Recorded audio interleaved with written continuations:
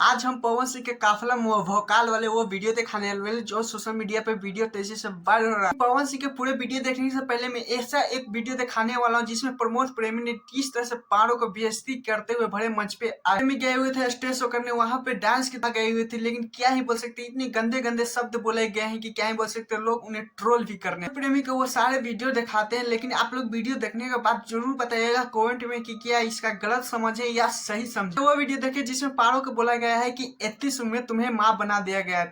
हत्यारा बा कि बाछी के गाय बना दिलस, तारा का हथिये चुप में माए बना दिलस। तक नहीं दोस्तों, क्योंकि पारो को हवेली तक ले जाने की भी बात हुई है स्टेज पे भरे मंच। सिर्फ ट्रेलर था दोस्तों, सबसे वीडियो वायरल तो ये गया था जिसमें बोली थी प्रमोद प्रेमी की टीम बोले थे कि मेरे अकच्छ में आओ पहले। कुंभ स्नान से ज्यादा फायदा मेरे साथ विश्राम कक्ष में मिलेगा।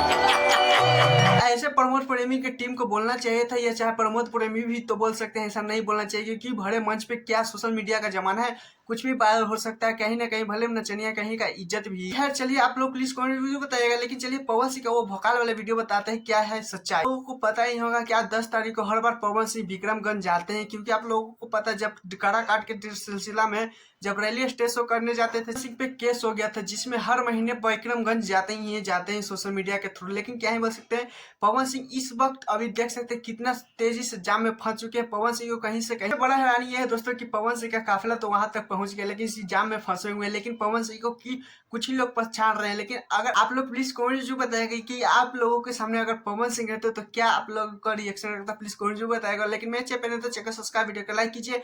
ऐसे अपडेट वीडियो पाने के लिए टाटा बाय बाय, के लिए इतना ही। एक बात